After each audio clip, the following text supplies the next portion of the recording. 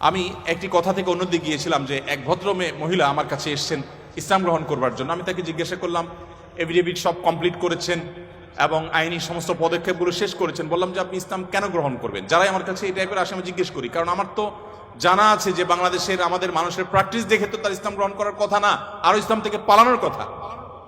কেন গ্রহণ করেছেন? তো তিনি বললেন, ইসলাম সম্পর্কে আমি বই পড়েছি, এই বই আমাকে প্রভাবিত করেছে। আবার কোন কোন ব্যক্তিকে আমি দেখেছি, তাদের ব্যক্তিত্ব দেখে, নিশ্চয়ই সেরকম ব্যক্তিত্ব খুবই কম, দেখে আমি প্রভাবিত হয়েছি। গোটা পৃথিবীতে আপনারা বিশেষ করে পশ্চিমা দুনিয়ার খবর রাখবেন নিশ্চয়ই, সেখানে প্রতিদিন ইসলামে আসা মানুষের সংখ্যা বেড়ে চলেছে এবং পুরুষদের চাইতে মেয়েদের মধ্যে ইসলাম গ্রহণের সংখ্যা অনেক বেশি, প্রবণতা অনেক বেশি। কেন? যেখানে নারী অধিকার নিয়ে এত কথা বলা হয়, নারীদের অধিকার দেওয়ার জন্য এত আয়োজন নেওয়া হয়, এত উদ্যোগ নেওয়া হয়, সেই সমাজে কেন, সেই সমাজের নারীরা কেন ইসলামে আসছে এবং সেখানকার মুসলমানরা কেন ইসলামে আসছে, এই বিষয়টা নিয়ে আমি একটু স্টাডি করার চেষ্টা করলাম। আমার কাছে দুটি জিনিস পরিষ্কার হয়েছে। নাম্বার এক, তারা কোরআন পড়ে। যারাই ইসলামের পথে এসেছে তাদের বেশিরভাগ মানুষ কোরআন পড়ে ইসলামে এসেছে। এবং ওমর রাদিয়াল্লাহু তাআলার কথা আপনারা জানেন, গোটা পৃথিবীর ইতিহাসে প্রবাদ তুল্য শাসকদের একজন, ন্যায় বিচার প্রতিষ্ঠার ক্ষেত্রে দৃষ্টান্ত স্থাপন করা মানুষদের একজন, সে ওমর রাদিয়াল্লাহু তাআলা আনহু। তার ইসলাম গ্রহণের ইতিহাসও আপনারা জানেন। তিনি কিন্তু নবী সাল্লাল্লাহু আলাইহি সাল্লামকে হত্যা করার দায়িত্বে নিয়োজিত হয়ে সে দায়িত্ব পালন করার জন্য যাচ্ছিলেন। প্রতিমধ্যে তিনি তার বোন ভগ্নিপতির কণ্ঠের তেলাওয়াত শুনেছেন। এই ঘটনা বিভিন্ন ভাবে বর্ণিত হয়েছে, আপনারা জানেন। সেই তেলাওয়াত তাকে এতটা প্রভাবিত করেছে যে তিনি হত্যার পরিবর্তে বরং মুহাম্মদ সাল্লাল্লাহু আলাইহি সাল্লামের কাছে হাত দিয়ে তার হাতে ইসলাম গ্রহণ করেছেন। তার মানে কোরআন সামান্য একটু শোনার পর তার ভিতরে এরকম প্রভাব পড়েছে। আপনাদেরকে আরেকটা গল্প শোনাতে চাই। তুফাইল ইবনে আমর আদ-দুসি একজন বড় মাপের কবি ছিলেন ইয়েমেনের। শুধু বড় মাপের নয়, আমরা জাতীয় কবি বলে, তখনকার জাতীয় কবির কালচার ভাবে ছিল না, যদি থাকতো হয়তো তিনি ইয়েমেনের জাতীয় কবি থাকতেন তখনকার। তুফাইল ইবনে আমর আদ-দুসি, দুস ওনার গোত্রের নাম। উনি যেহেতু বড় সাহিত্যিক এবং কবি ছিলেন এবং সেই সময়ে কবি সাহিত্যিকদের অনেক কদর ছিল, বড় বড় রাজদরবারগুলোতে কবি সাহিত্যিকদেরই পদচারণা সবচেয়ে বেশি ছিল এবং সবচেয়ে বড় পুরস্কারগুলো তারাই জিততেন। প্রশংসা করে রাজাদেরকে বিভিন্ন কবিতা, বিভিন্ন পংক্তি, বিভিন্ন লেখা এগুলো উপহার দিলেই পুরস্কার পেতেন। তো তুফাইল ইবনে আমর আদ-দুসি যেহেতু সাহিত্যিক ছিলেন, ভিআইপি ছিলেন, তিনি মক্কা উমরা করতে এসেছেন। মুহাম্মদ সাল্লাল্লাহু আলাইহি সাল্লাম তখন গোপনে ইসলাম এর দাওয়াত দিচ্ছেন। মক্কায় আসার পর তার বন্ধু বান্ধব যারা মক্কায় ছিলেন, কবি সাহিত্যিক, তারা বললেন, দেখো আমাদের এখানে তো একটা লোক, তার কথা শুনলেই মানুষ তার জাদুতে আক্রান্ত হয়ে যায়, বাপদার ধর্ম ছেড়ে দেয়।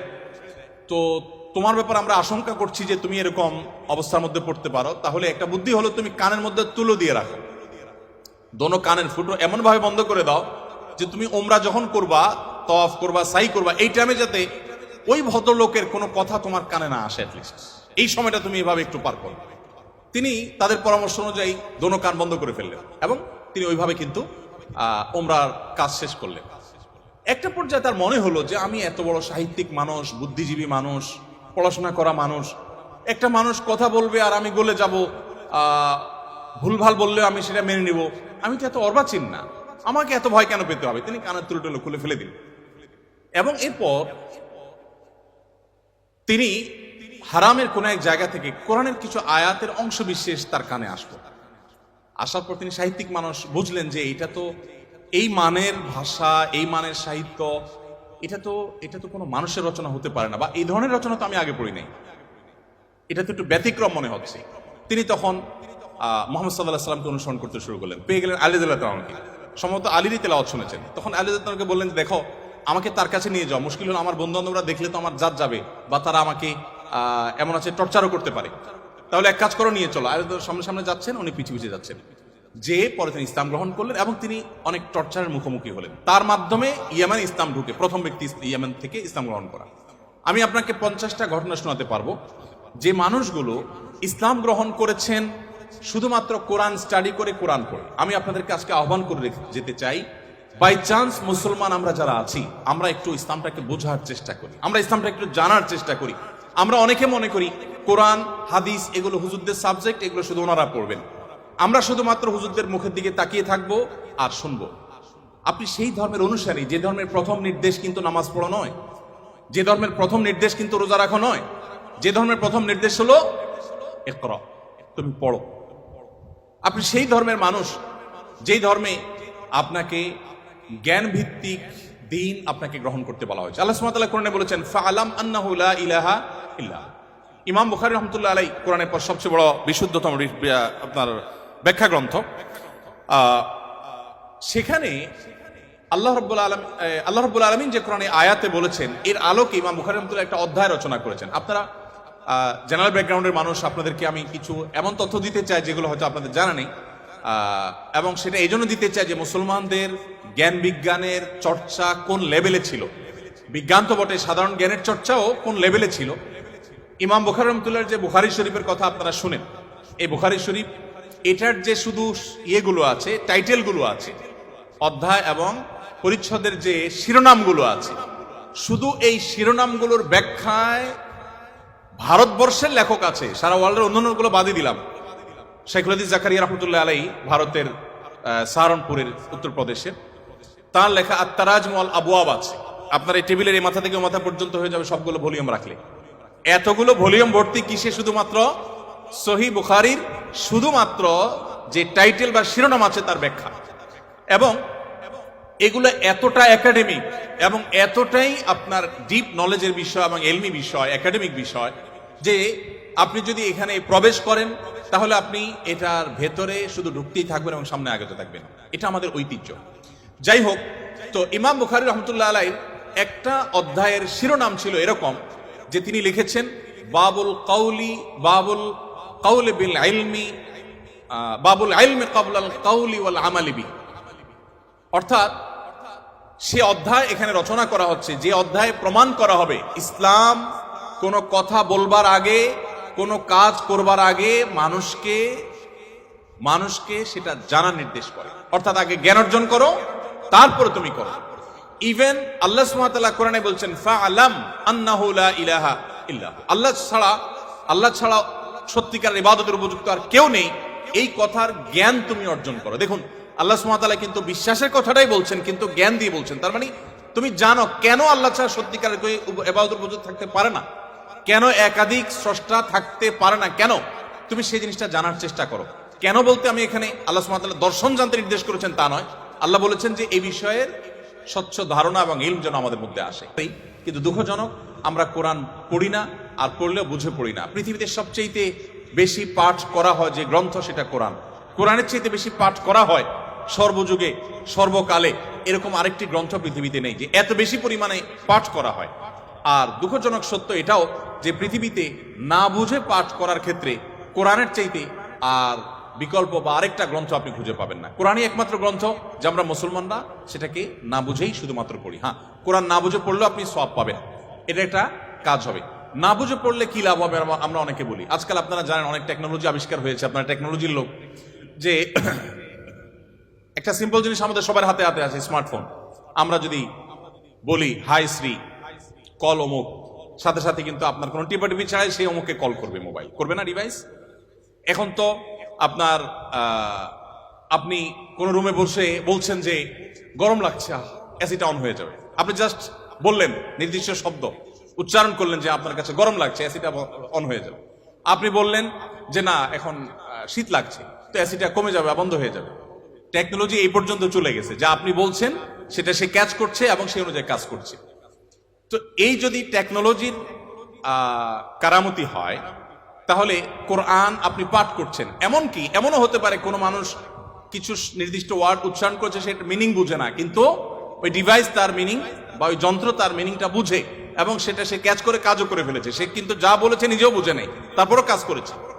কোরআন তেলাওয়াত করে ফু দিলে অনেক অসুখ, অনেক দুঃখ, অনেক কষ্ট, মানুষের শারীরিক অনেক কষ্ট লাঘব হয়। কিভাবে হয়? আপনি যদি এটা নিয়ে বৈজ্ঞানিক গবেষণায় নামেন তো আপনি কোনো সূত্র হয়তো খুঁজে পাবেন না, কিন্তু আপনাকে আমি যে পয়েন্টটা বললাম এই পয়েন্ট থেকে যদি আপনি আগান, আপনি দেখবেন যে এরকম বহু লজিক আপনার সামনে হাজির হয়ে গেছে। যাই হোক, তো আমি যেটা বলছিলাম যে কোরআন আপনি না বুঝে পড়লে সওয়াব পাবেন, কিন্তু এই জন্য কোরআন আসেনি।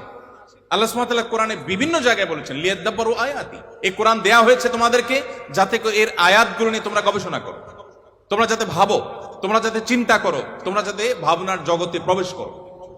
তো এই কোরআন ভাবনা বা গবেষণা তো অনেক পরের কথা, এর কথামালা তো আমাকে আগে বুঝতে হবে। আমি আজকে অনুষ্ঠানের মাধ্যমে আপনাদের সবাইকে উদাত্ত আহ্বান রাখতে চাই, আসুন কোরআন শুরু থেকে শেষ পর্যন্ত একবার অন্তত পুরো কোরআনটা আপনি ধীরে ধীরে অল্প অল্প করে 5টি আয়াত করে 10টি আয়াত করে আপনি পড়ুন এবং বোঝার চেষ্টা করুন। কোন একজন সাহাবী বলেছেন শুধু সূরা বাকারা পড়তে তার কয়েক বছর লেগেছে। আমরা তো 2-3 দিনে কোরআন খতম দিয়ে ফেলতে পারি, তাই না? তার শুধু সূরা বাকারা পড়তে টানা কয়েক বছর সময় লেগেছে। কি করেছেন তিনি? প্রতিটা আয়াত পড়েছেন, এ সম্পর্কে জেনেছেন, ভেবেছেন, এখান থেকে তার নেয়ার কি আছে সেটা নিয়েছেন, নিজের মধ্যে ইমপ্লিমেন্ট করেছেন, দেন তিনি সামনে অগ্রসর হয়েছেন। এভাবে এগোতে গিয়ে তার একটা সূরা শেষ করতে কয়েক বছর সময় লেগে গেছে। কোথায় আমাদের কোরআন অধ্যয়ন? আমি আপনাদেরকে বলেছি, এখনো পৃথিবীতে যারা ইসলামে আসছে, পশ্চিমা পৃথিবী বলুন, আমাদের এই অঞ্চলে বলুন, তাদের নিয়ে আমার যে সামান্য পড়াশোনা বা ঘাটাঘাটি আছে, সেটার আলোকে আমি নিশ্চিত হয়েছি অনেকখানি যে তারা বেশিরভাগ মানুষ আমাদেরকে দেখে তো আসার প্রশ্নই ওঠে না, কারণ আমাদের মুসলমানদের মধ্যে এমন কিছু নেই যেটা দেখে সে ইসলামে আসবে, ম্যাক্সিমাম মুসলমানদের অবস্থা। কিন্তু তারা ইসলামে এসেছে কোরআন পড়ার পর।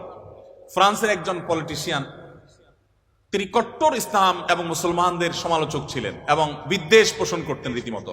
আমি একসময় আমার ফেসবুক প্রোফাইলে তাকে নিয়ে অনেক লেখালেখিও করেছি।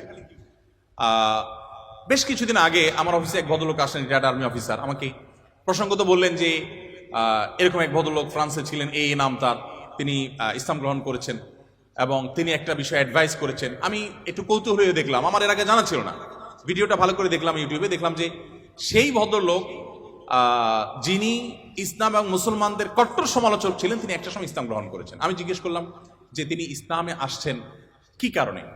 তো তার বক্তব্যই শুনলাম, তিনি বলছেন যে আমি ইসলাম এবং মুসলমানদের ত্রুটি ধরার জন্য আমি কোরআন পড়া শুরু করলাম। কোরআন পড়তে পড়তে পড়তে আমি যতই এর ভেতরে প্রবেশ করলাম ততই আমি কোরআনের কাছে সারেন্ডার করতে বাধ্য হলাম, আমি কোরআনের কাছে নিজেকে সমর্পণ করতে বাধ্য হলাম। তো আলহামদুলিল্লাহ, তিনি যেভাবে ইসলাম গ্রহণ করেছেন এবং আলোকিত হয়েছেন কোরআন দ্বারা, আমার বিশ্বাস আমরা যদি অ্যাজ এ মুসলিম আমরা পড়াশোনা করি মুসলিম হই, আমরা বুঝে শুনে মুসলিম হই, আমাদের ইসলাম গ্রহণটা যদি বাই চান্স না হয়ে বাই চয়েস হয়, অর্থাৎ আমরা জেনে শুনে মুসলমান হই, তাহলে সেটা আমাদেরকে অনেক বেশি উপকার দিবে। আপনারা অনেকে জানেন কবরে বা আপনার আলমে বারজাক, কবর না বলে বলতে পারি আমরা আলমে বারজাক, মৃত্যুর পরবর্তী যে জগৎ, সেখানে মানুষের দেহাবশেষ যেখানে যে অবস্থায় থাকে সেখানে কিছু প্রশ্ন হবে। এই প্রশ্নের মধ্যে শেষ সম্পূরক প্রশ্ন থাকবে, মা আলামাকা ও মা আদরাকা, তুমি কোত্থেকে জানলে, কিভাবে জানলে? তার মানে ইসলাম চায় আমি যা জানবো ইসলামের কথা, সেটাও জ্ঞান ভিত্তিক জানবো এবং গ্রন্থভিত্তিক জানবো, জেনে শুনে আমি বিশ্বাস করবো। আল্লাহ আমাদেরকে সেই তৌফিক দান করুন।